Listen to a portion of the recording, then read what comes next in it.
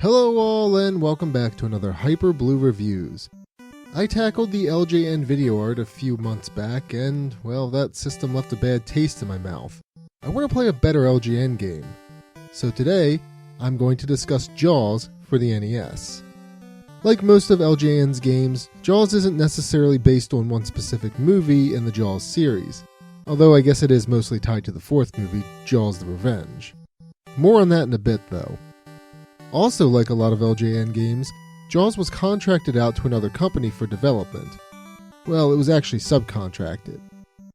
Atlas actually got the honor to develop this game, and they subcontracted it to another company called Westone. Never heard of Westone, so I had to look them up.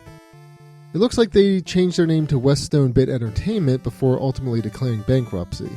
And they're known for the Wonder Boy series, a series I've heard of but have never played. Anyway, I'm way off topic here. Back to Jaws. Is this game a lost treasure, or does it belong in Davy Jones' locker? Let's find out.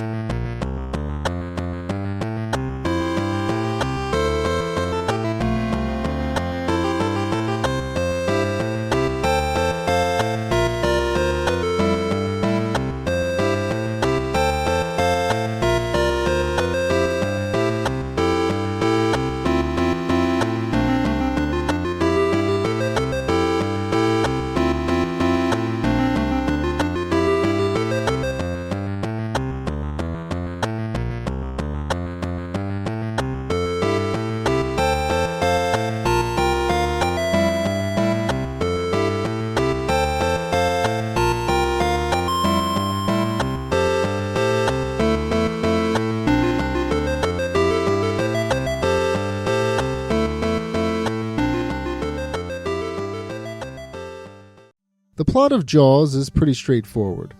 Find and stop the great white shark that's plaguing the waters. Players are actually able to take on the king of the sea at any time during the game.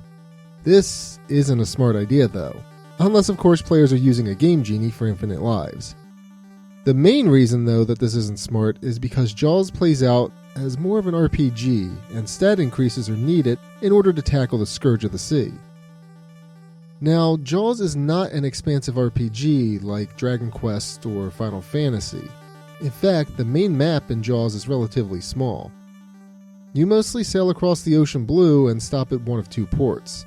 This may sound tedious, and I guess it kind of is, but this is actually how the RPG elements are implemented. Each visit to the ports after the first visit adds a power boost to the player character. Players do need to alternate between the ports in order to get the strength upgrade. The stronger players get, the easier it'll be to defeat Jaws. Here's how the port visits are broken down. The first visit to the port nets players a receiver. The receiver is a neat tool that helps players track down Jaws. Each subsequent visit increases players' power level by 1. The max power level for the player character is 9. After players get to level 9, they earn extra strobes, and I'll explain what those are for in a bit. The game sounds simple on paper, but it's a little more complex than I'm letting on. The players don't automatically receive the upgrades for free just for visiting the ports. Players have to buy the upgrade. So how does one earn money? Well, you don't. The ports don't accept cash, they accept conch shells, because why not? The conch shells are obtained during random encounters out in the ocean area. Yes, you heard me right. Jaws not only has RPG-like stat increases, but also random encounters. The random encounter takes players to an underwater scene, where the player character can go back and forth, killing all the sea creatures that inhabit the seafloor. As one might expect, the enemies are a variety of sea creatures that range from rays, jellyfish, and non-Jaws sharks. Each enemy has a set attack pattern that actually scales based on the player's power level. Rays are the basic enemy that start on one side of the screen and move toward the other in a straight line.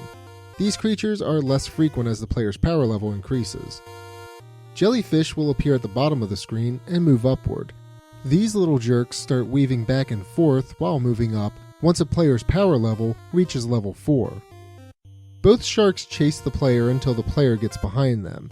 It looks like they get a little faster as the player's power level is increased, but I'm not too sure on that. The random encounters I spoke about come at you fast and frequently, and that's both a good thing and a bad thing. It's a good thing because you'll need as many shells as you can get your hands on, and of course these random encounters are the only way to get shells.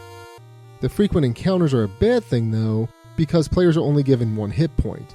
That's right, one hit and you're dead. Once the character dies, you lose a life, half of your shells, and your power level decreases by 1, assuming it was higher than 1 in the first place. Plus, you lose the receiver for some reason. Jaws, of course, gets all of its health back when players lose too. Now, shells aren't the only thing for players to collect. The enemies have a chance of dropping a few different items as well, such as stars and crabs. Stars raise the player's score, because score is important, right? More importantly though, crabs increase the player's overall speed. This is important because the player character starts out pretty slow. Now, like I mentioned earlier, players can face Jaws at any point in the game, as the Great White does pop up pretty frequently to say hello. Jaws can also pop into a random encounter as well, assuming it was close by. The increased stats are absolutely necessary if players want to put a dent in Jaws' health. I'm pretty sure it may be possible with lower strength, but that's not something that I really want to spend a lot of time trying. I noticed that the best time to tackle the Great White is around levels 4 and 5. The epic battle between man and fish takes place in the same underwater level as the random encounters. Of course, the battle doesn't end once Jaws' health is reduced to 0. Nope, the players are taken back to the ship to deliver the final blow. Now it's time to put an end to the Great White's reign of terror. Jaws makes a beeline towards the ship. It bobs and weaves left and right in order to attack the player.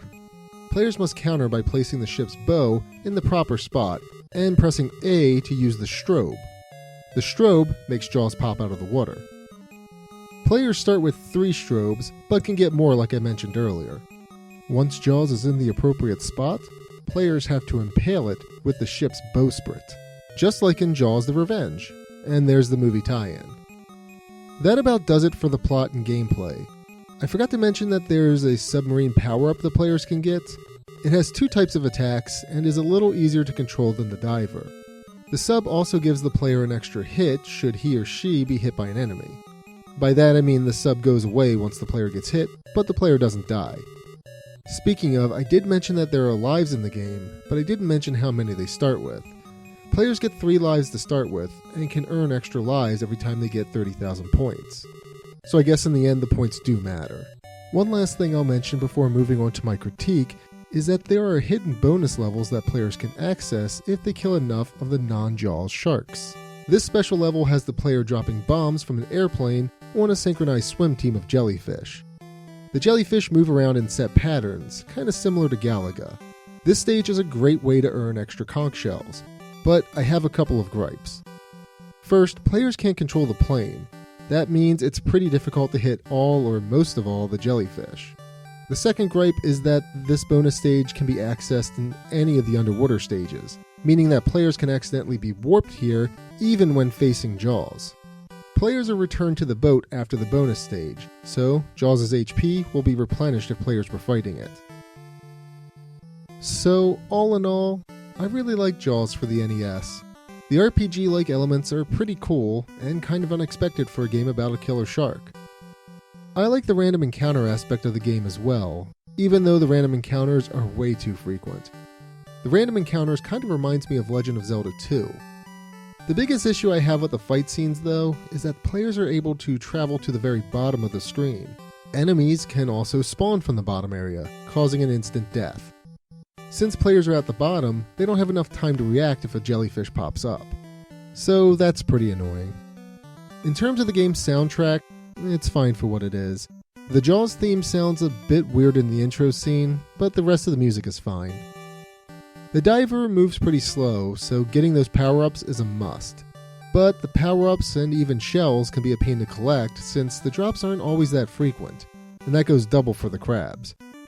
The weapon fires at a slow rate as well, that is, one at a time.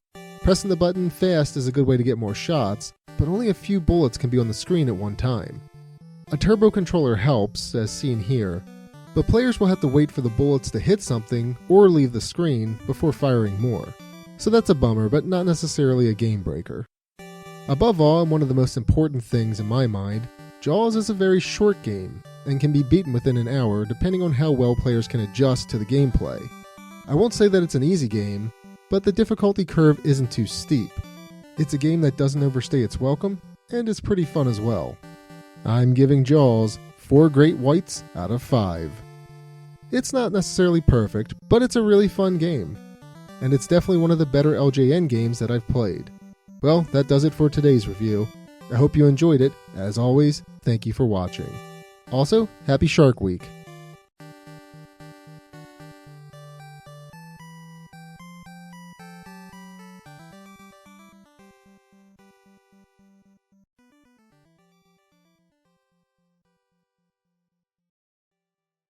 Hey y'all, a beta version demo of my game, Tales of Hyperia the Crimson Knight, is available to play over at my itch.io page. The link is down in the description. The final demo version is set to release by the end of the year, and will see massive improvements and upscaling. Make sure you stay tuned for updates.